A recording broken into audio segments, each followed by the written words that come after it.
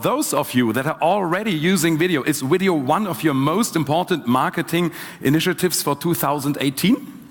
So yes or no, start voting.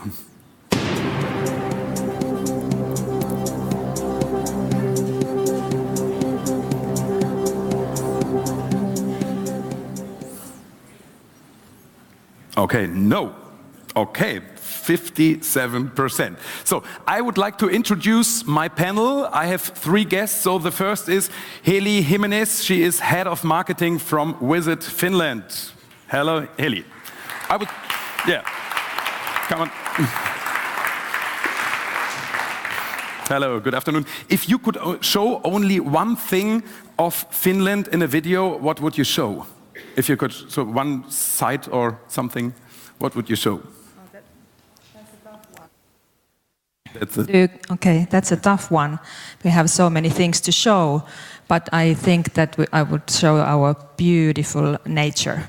Okay, the beautiful nature. Welcome. So, and the second person I'm introducing is Simon Jones, Director of Client Success at Digital Visitor. Welcome, Simon. Coming all the way from Bristol, United Kingdom.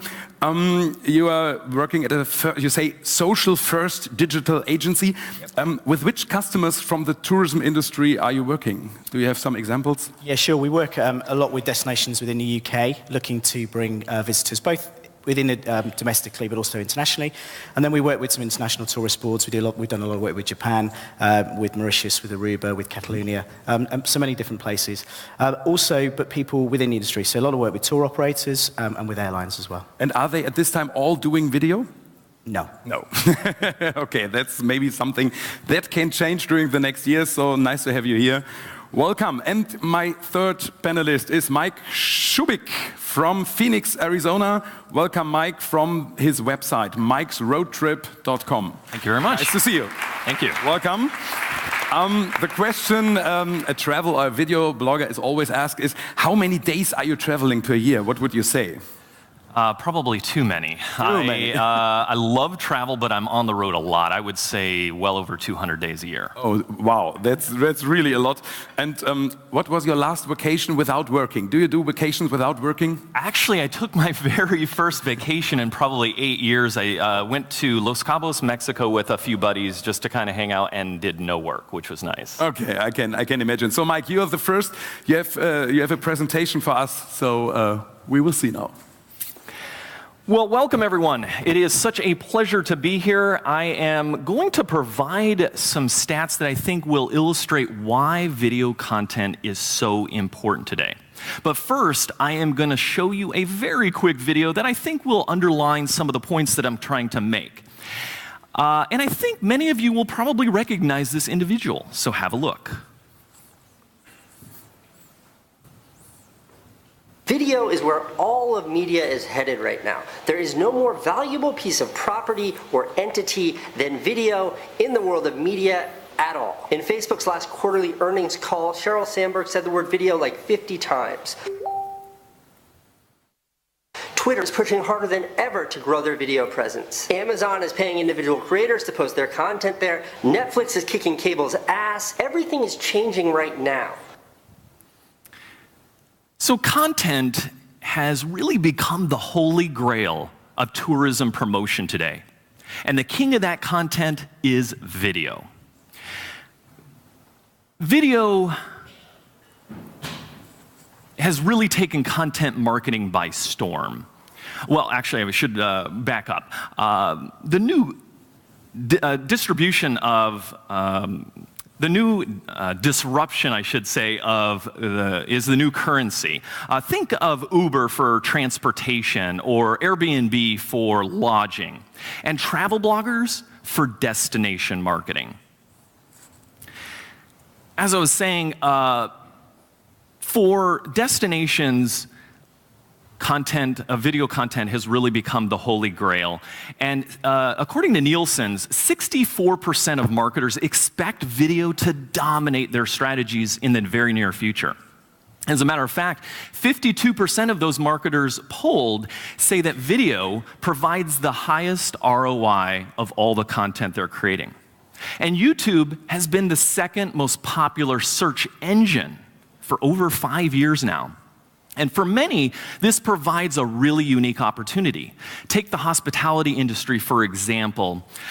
Many hotels do not rank on the first couple of pages of Google for applicable search terms because those keywords are owned by the OTAs, like Travelocity, Expedia, and even TripAdvisor. But with YouTube and video content marketing, hotels have an opportunity to rank on the second most popular search engine. And 66% of those looking to book travel are watching travel videos. And video on a landing page can increase conversion rates up to 80%. And some research I've done indicates or shows that in the lodging industry, that number could be 40 to 200%. So really significant opportunities there. And videos uploaded directly to Facebook have 10 times higher engagement, or reach, I should say, than just utilizing a YouTube link. And the most popular travel videos being watched on YouTube are experiential or vlog-in format, nearly half. Now, 71% of travel searches on YouTube are for destinations like Berlin, Prague, or Paris. And travelers, well, they want to do more than just watch travel videos. They want to connect with content creators. So those subscribers are actually watching 86% longer than non-subscribers.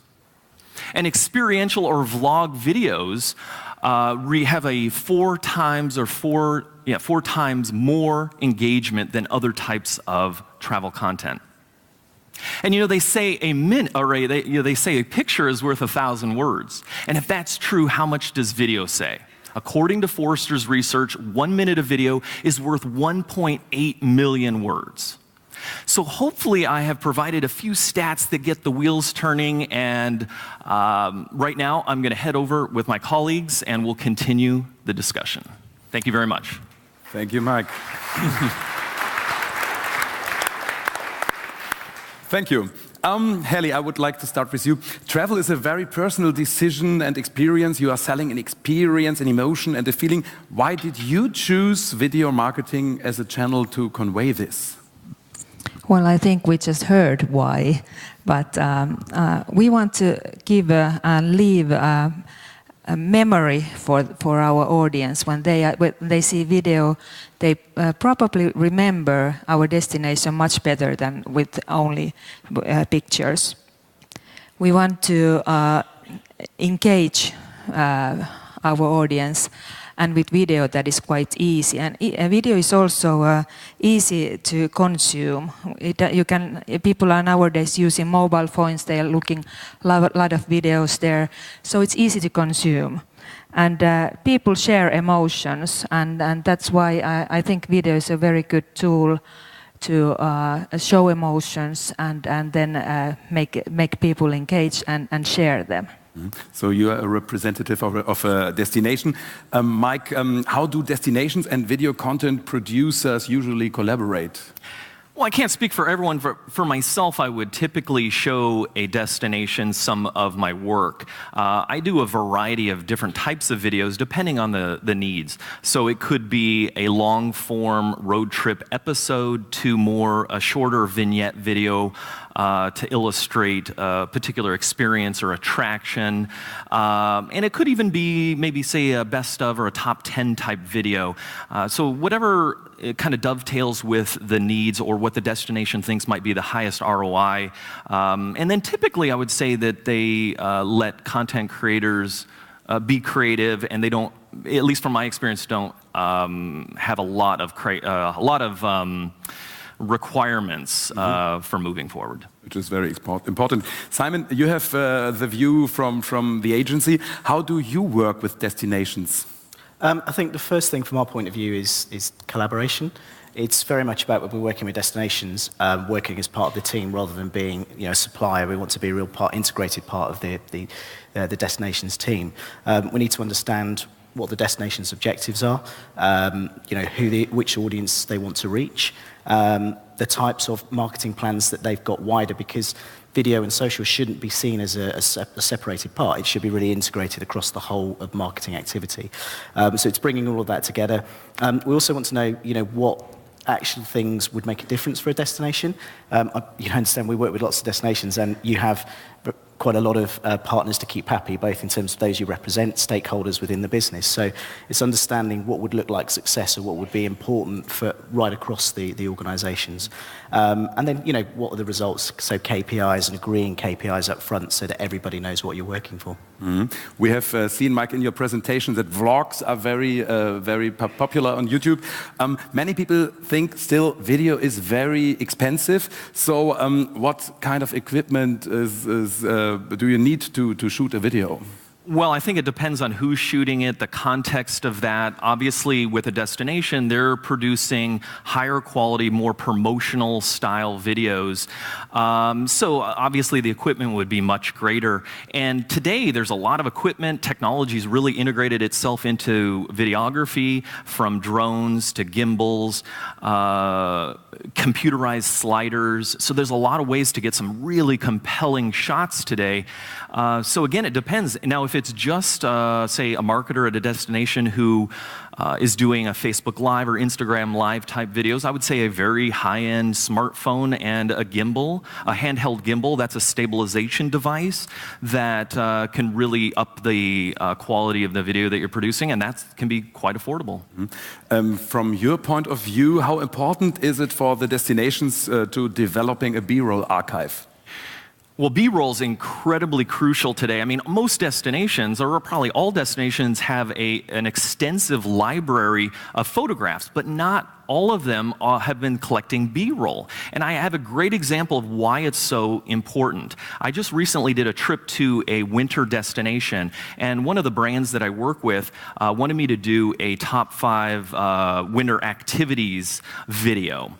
And the problem was there was very little snow when I went. So I couldn't film, say, the snowmobiling or the horse-drawn sleigh ride. So I thought, okay, well, no problem. I'll go to the destination and get some B-roll. They had like none. They had just a little bit of winter B-roll. So this is a great example of why it's so important, because now, not only did I not get to fill the requirement with my client, but I also did not get to promote the destination because they didn't have the B-roll I needed. Mm-hmm. So does Visit Finland have a big B-roll archive? Well, I can't say it's big, but we have some. But you are really describing the problem that we are having, that when we need summer pictures or summer films or anything, so we feel that we don't have enough, and that's why you really have to plan ahead also. I think sometimes the material is very old. Yeah, maybe in the old picture format, 4:3, and shot in the 1990s or something like this. Yeah, and that's a great example. The technology continues to improve. So before 1080p, which is still acceptable today, but most people are filming, or you would want to start archiving 4K, and then beyond 6 and 8K will be there. Yeah. So, Heli, can you tell us a little bit about your most successful video marketing campaign? And of course, you're allowed to show 1 or 2 videos, if you like. Yes, what I forgot to say earlier, that one of the reasons that we are using videos is also the old wisdom which says that don't tell, show. And that's what we are trying to do. And when we do video promotions, we want to promote Finland as a creative and contrasting and cool country. And I actually have 2 videos. Oh, I thought you would have video. This is the first one. The ugly truth is that Swedes are not interested in Finland as a travel destination. Not a bit. To them, Finland is, at its best, like a worse version of Sweden. So, for their leisure, they travel to every other destination than Finland. At the same time, the rest of our dear planet have decided that Finland is one of the coolest travel destinations in the whole world. Even cooler than Sweden. But how on earth do we get Swedes to pay attention and believe what the rest of the world already knows? and to change their attitudes towards Finland. To summarize the new and exciting Finland in a compact and memorable way, we created Figge, a new term that stands for an active and fun urban way of life that is born in Finland and that represents everything that is new and exciting in Finland and that Swedes don't know anything about. And to make sure that Swedes would pay attention to Figge, we hired Thomas Järvheden, a well-known Swedish comedian, and flew him to Helsinki to find out about Figge and modern urban Finland. The funny adventures of Thomas were then released as an 8-episode documentary in YouTube and social media along with Figge.fi website that gathered everything that is Figge in one inspiring location. On Thomas's footsteps, Swedish social media influencers and journalists were also flown to Finland to discover the new and exciting Finland they had no idea existed. How about the results of all this effort? Well, they were fantastic. A total 1.9 million episodes of Thomas vs. Figge videos were watched from start to finish, which means that Swedes spent 48,317 hours watching our videos. That's almost 2 years. The little that was invested in paid media was very effective. The cost was only 0.02 euros per watched video. We also attracted over 60,000 unique visitors to Figge.fi website. And most importantly, we witnessed over 10% increase in traveling from Sweden to Finland during our campaign period. Heja Finland, perkele!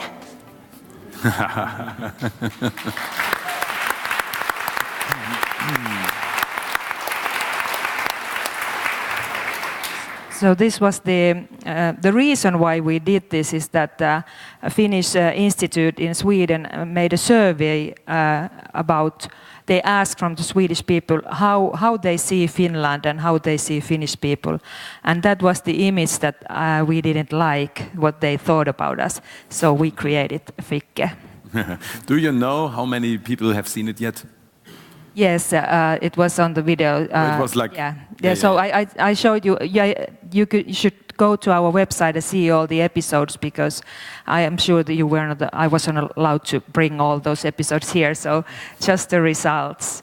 But can I talk about our other fantastic promotion we did last year? Finland turned 100 years last year, and we were thinking, what should we tell about Finland and how should we tell everybody that what great people and things we have, and we wanted to create something that is not traditional and something really different, and we decided to combine art and science, and we decided to make a music out of it. Let's see the other video, please.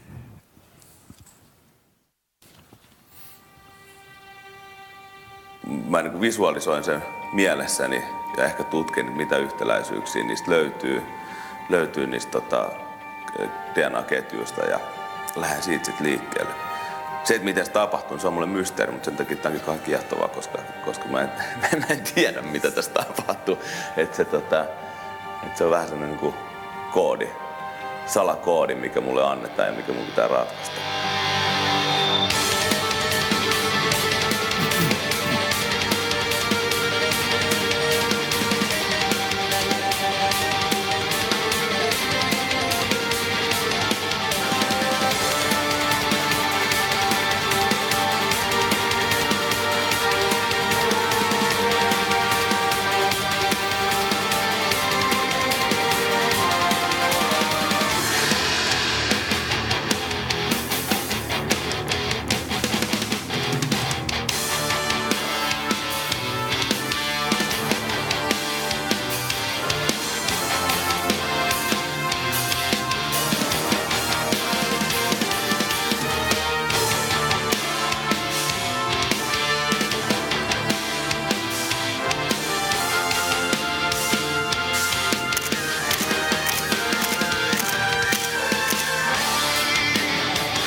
Asiat on sellaisia vähän niin kuin raffeja, ja raakoja ja silti ne voi olla kauniita.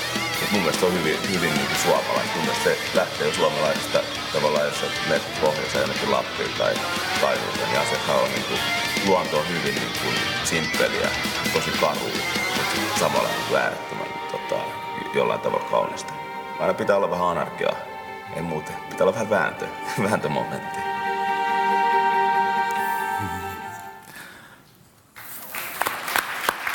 Thank you very much. Thank you very much. When you are spending money on campaigns like this, the ROI is always very important. Have you been able to get measurable results from your video marketing campaigns? Well, some of the results, yes, but it's really important before you do it, you decide what kind of measures you want to have, and for those we have got results. We are looking for traffic to our websites, and we want to engage people.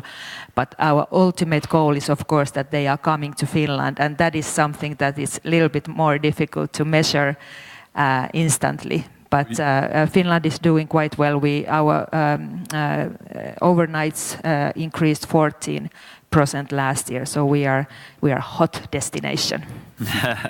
So you can see maybe the results on the long run, I would say, yeah? Yes. Okay. Simon, what types of video content would you recommend that DMOs develop? Actually, well done. Well, exactly what you've got now. For us, when we sort of look at it with the video content we recommend to people is really bringing out authenticity, bring out authentic experiences. People want to see real, genuine experiences that they can have in a destination, and they want to see real, genuine people doing those things, you know, locals and also tourists coming over and trying those, or visitors trying those. So that authenticity has really come to the forefront a lot. And styles that you communicate that, I think you sort of showed right across really well there. You've got the stunning, beautiful imagery, you know, you play on some humour, which I think is a big part of that, and also then to bring in some of those new and unique elements with the music involved, although I wouldn't necessarily want to do the headbanging as part of that as well. But, you know, they play together really well. So I think authenticity plays a big part. And then thinking about, from a point of view of who you actually want that video to reach, you mentioned KPIs. That's a really important thing to, before you embark on making your video, or looking at you know, the video strategy, understand who it is you actually want that video to reach, because, you know, people will react, you know, different countries will react differently, different audiences, different age groups. So it's very much thinking about tailoring what you want to get and how you want to put that through. So how do you measure results? So measuring results, we actually, let's say sometimes from a destination's point of view, it's hard to see the end result in terms of bookings. So we look at almost breaking it into three elements. First is awareness. So very much thinking about, okay, just the general awareness, and that's what people would tend to expect. You know, you look at, you know, impressions, video views, the actual reach that the videos have. Then you book down to what we call consideration. So consideration is where somebody is then taking an action. So they're engaging with that. So from a social channel, it might be, you know, a like, an engagement, a share. But they've actually taken that step to just that element of visual, moving it on to doing something.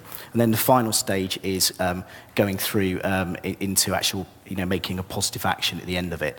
That might be click through to a website. You know, if some destinations are working with operators, it could be clicking through to booking inquiries. So you break it down into those three stages, and then you can set the KPIs within each of those. From your experience, what are some of the most crucial factors to make tourism marketing videos work? Well, mentioned authenticity, I think that starting point for everything. I think there's a big element of research to play at the start of it.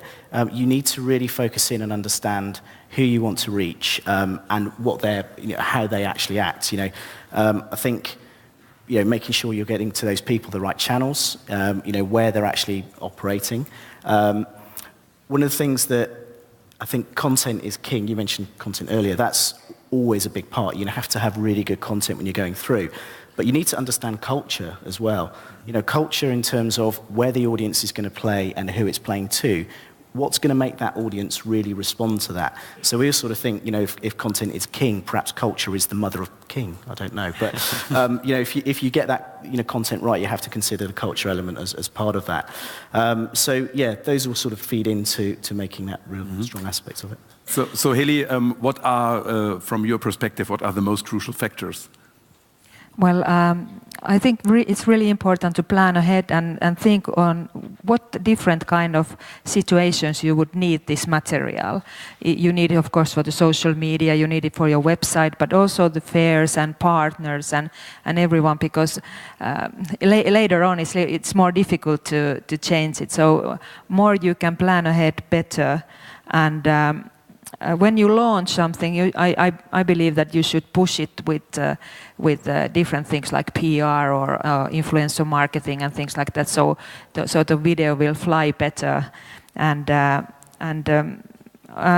in the beginning we were talking about different kind of videos. I think you shouldn't be afraid to have a different kind of videos. Some of them can be user generated, some of them can be generated by your advertising agency. Different kinds, more variation. It's easier for you to utilize them in a different situations. Mm-hmm. Okay. Mike, what happens when the video is ready and no one is watching it? Do you have any recommendations for this case? I have one suggestion that comes to mind. Coordinated sharing. So what I would suggest, if you have a content creator who is developing a video for you, and either they share it on their channel, on Facebook, or perhaps yours, if you get all the stakeholders involved, whether that's the hotels, the restaurants, whomever has an affinity toward your destination or that video, I would send out an email to all those stakeholders and say exactly when that video is going to be shared on Facebook, and have them like, comment, and share it.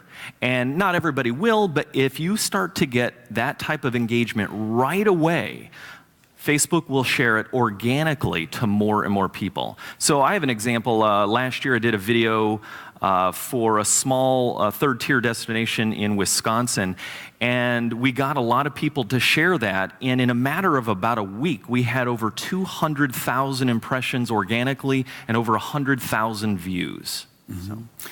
Is it maybe a mistake, Simon, that some destinations they have the budget for the production, but they don't have a budget for the distribution?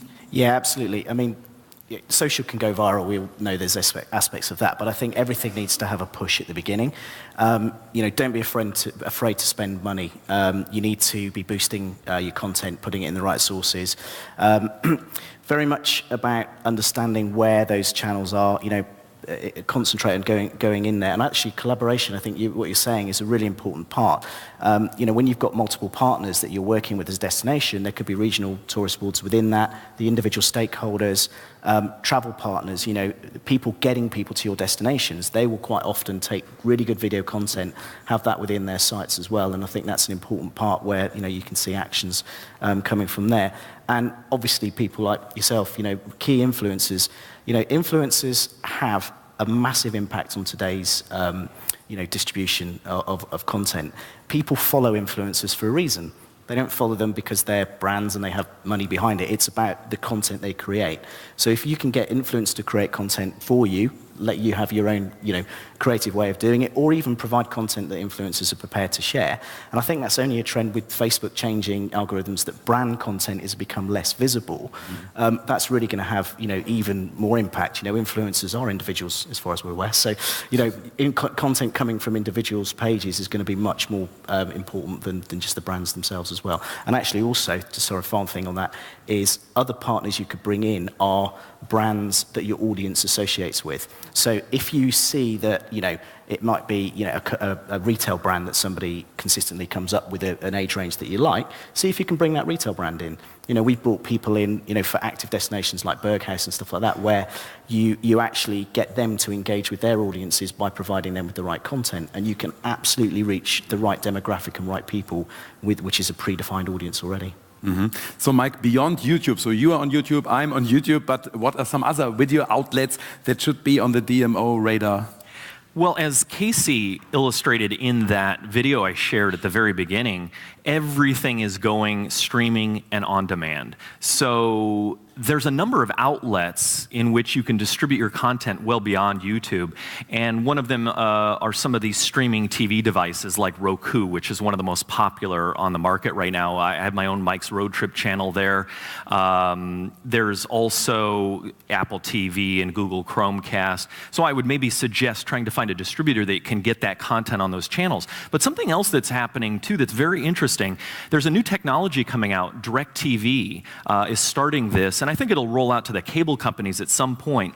But you could be watching, say, the Travel Channel, and maybe the subject matter is on Berlin. And if there's more content related to that subject matter, you'll be able to click an icon that will pause your programming, and these thumbnails will come up, excuse me, where you could now watch a vignette video on a hotel in Berlin or maybe a walking tour or something. And that type of content is going to be supplied by people like me. There's going to be a huge need for video content. By 2020, 83% of all video content or all internet traffic will be for video.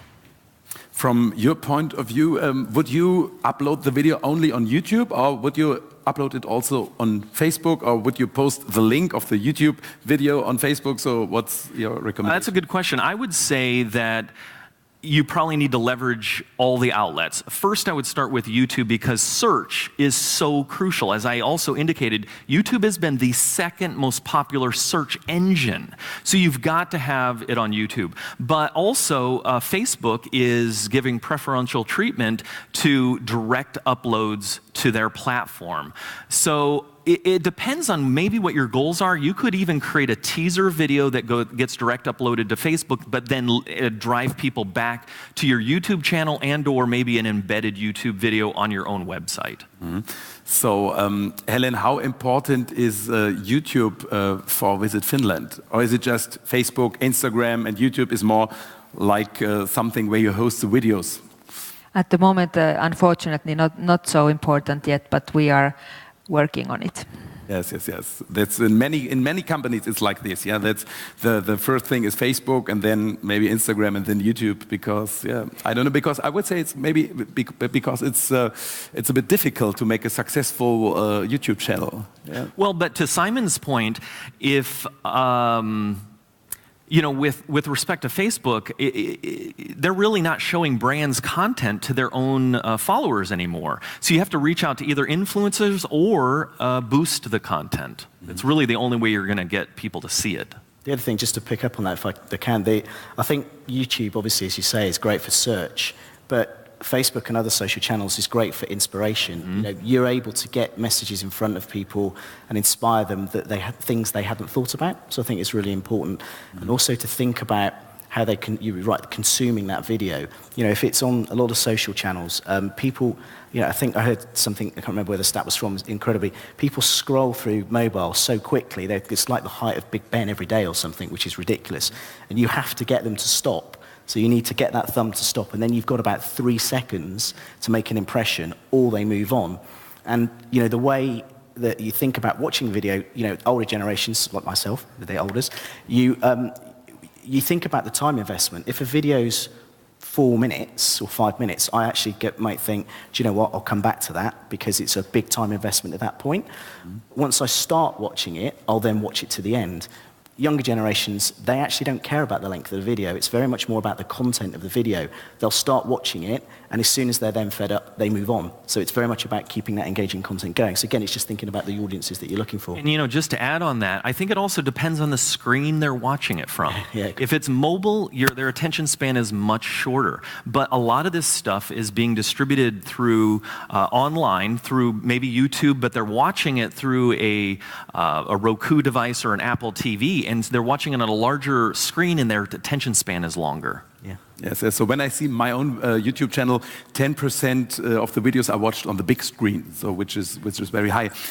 When we talk about online video these days, maybe we can talk about live video also. Are you doing at this time live video, Mike? The live video? Live. Yeah. Live streams? Are you doing live? I'm sorry. Live. Oh, yeah. It's like when a German tries to speak English, it's like... Yeah, I actually have seen kind of mixed reviews on it. I think live is really compelling to engage your audience. And my most successful live video was, I don't know if you're familiar with those skywalk attractions. I think there's only a few in the world, a couple maybe in Canada, the Grand Canyon. I went to one in New Brunswick, and it's this area where it's above these reversing rapids. And I got to go there before it opened, and I did a Facebook Live. And because it's something of interest to so many people, it got shared and watched. It was quite incredible. So I think there's absolutely a place. I think live is a place that you can really engage your audience right away. And live, where would you do live? On YouTube, on Facebook, on Instagram, or everywhere? I have only done it on Instagram and Facebook. Okay. I haven't done it on YouTube yet. So are your clients interested in doing live videos, Simon? I think ultimately the way the networks work, they're giving the algorithms, they're giving preference to that. So if you want to get it seen, then it's important to consider the live video. The other thing to bear in mind is that it's not always live, because I mean, obviously you have the live event, but then you use that video beyond that point, so you can have the ongoing effect from it, and the views often come afterwards, but you get that initial kick at the beginning from the live element. So from my point of view, the viewers like it when they can ask questions, yeah, and there is one who can answer these questions, yeah. They are asking, so, oh, what are you doing, and you can answer directly. I think, yeah, this is a key thing of live videos. Helen, are you thinking about doing also live videos? I am now. Oh, yeah, we are doing now live video, yes. Hello. But I'm now thinking, we haven't been thinking that actually, but I think you need to have something really special happening, and I'm sure we have a lot of those things in Finland, so we have to pick one of those. So maybe. Well, and I think to pick up on that, I think from a marketing perspective, brands and destinations haven't really probably thought through a strategy with live yet, but I think it's going to get there. Where I think the engagement will probably go up as live videos become a little bit more polished, and there's some thought put into them. I think in talking about engagement, say even just on video, and I'm not sure of the stats with live yet, but videos reach on Facebook is something like 135% more than just a standard image. So to actually have that just from a video point of view, live will be even more than that at that stage. Yeah. So we have more than 100 people here. Do you have any channels you want that you want the people to subscribe? You can reach me anywhere at Mike's Road Trip. Facebook.com/Mike's Road Trip. It might be interesting. So what is your biggest channel? It's Facebook, of course. No, well, actually, it's visitfinland.com. Visitfinland.com. You want them to visit 10 languages, so please choose any. So, yeah, we have heard that video is very, very important in tourism marketing. So thank you very much for coming. And thank you very much. Great job. Thank you. Well, I guess a lot of people are going to do videos now. Hopefully. I think so. Well, then, thank you very much. That was definitely the fullest panel today. So, huge success. Thank you very much. It was very interesting. Yeah. Thank you. Thank you. So.